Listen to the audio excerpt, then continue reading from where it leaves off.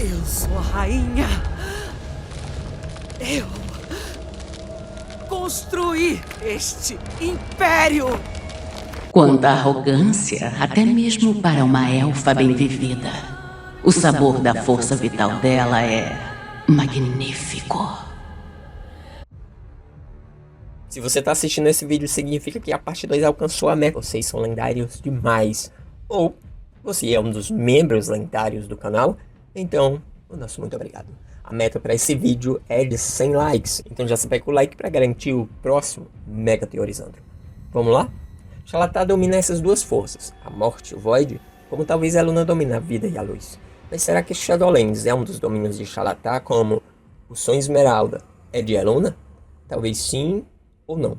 O fato é que talvez Shadowlands já existia antes dos primeiros pisarem lá e criarem Oribos e todos os outros reinos. Então sim, Xalata poderia ser a dona original daquele lugar e a Lua Negra em Azeroth seria dela. Também, isso explicaria, por exemplo, por que Xalata tenta tomar o poder de Eluna no Templo da Lua. Uma sobra do poder permanece neste templo partido. Ele tem que ser nosso. Venha, entre no círculo e tome-o. A culpa é minha. Parece que essa deusa arrogante ainda reina aqui.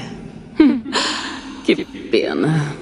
Ela também é parte de Azeroth, dos elementos, e representa o fim da vida, o decay, ou a decadência de Azeroth. Xalata é o sexto elemento. Mas por que hoje ela está servindo ao Void, Andrew? Já deixa o like que é a meta para esse vídeo de 100 likes. Agora chega de papo e se melhor pro vídeo. Logo após a vinheta.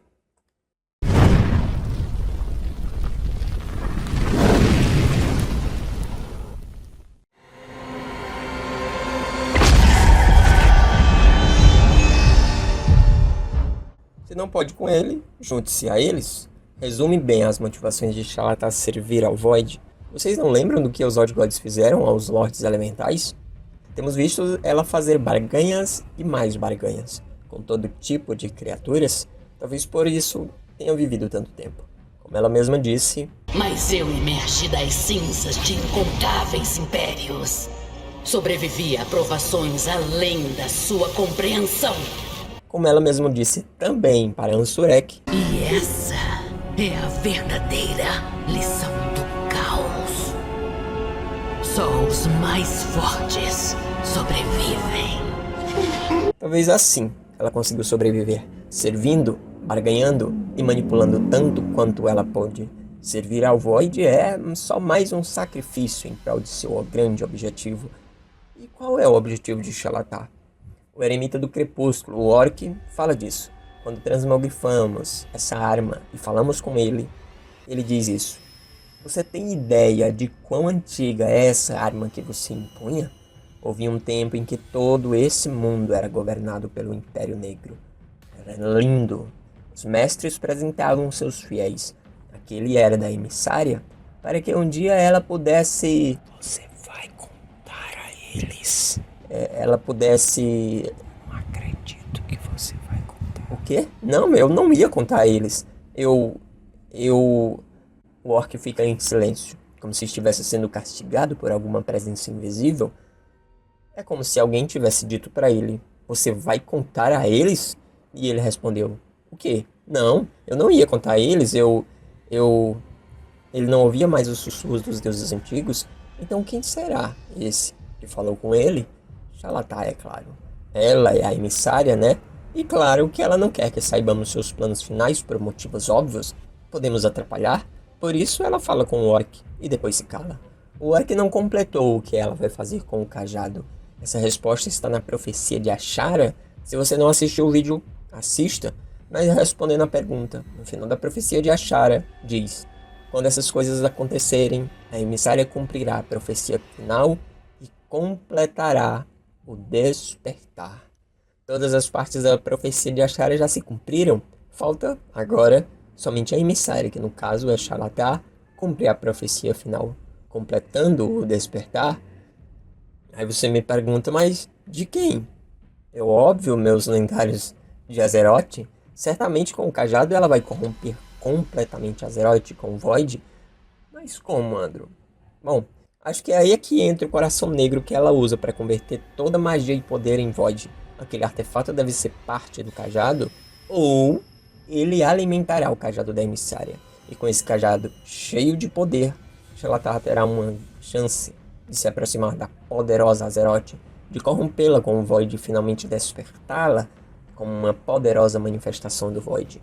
Ou ainda, absorvendo o poder de Azeroth para o cajado, ela se tornará a mais poderosa, muito mais que o seu mestre Dimensius, o Void Lord.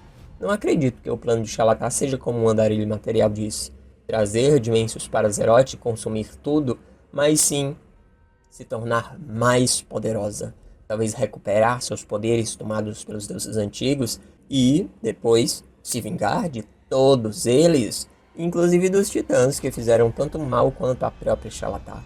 Certamente a barganha entre Xelatar, Azshara e Iridikron é que todos terão o que desejam.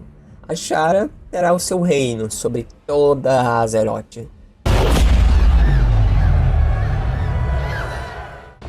Eu sou a rainha. Eu construí este império. Quanta arrogância, até mesmo para uma elfa bem-vivida. O sabor da força vital dela é magnífico. A rainha cega empunha um cetro de ossos. Das profundezas ela faz emergir a ruína. Iridikron terá poder suficiente para enfrentar os próprios titãs? Você sabe que os titãs infectaram o nosso mundo. E vou tratar de extingui-los. Nós não vamos nos rever até os titãs finalmente pagarem.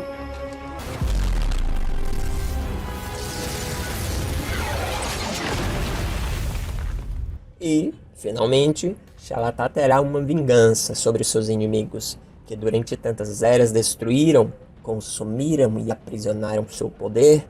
Eles pagarão pelo que aconteceu comigo muito tempo atrás.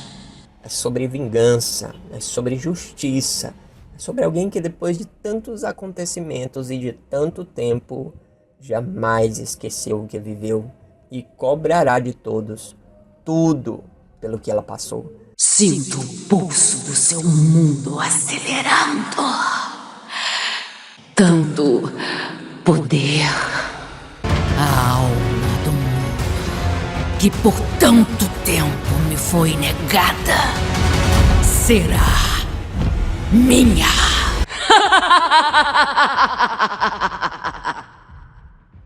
Deixa aí nos comentários a sua opinião. Muito obrigado por assistir e até a próxima. Assim termina esse Mega Teorizando, mas se você curtiu e gostou mesmo, deixa o like para que a gente faça outros Mega Teorizandros como esse. Muito obrigado por assistir e até a próxima.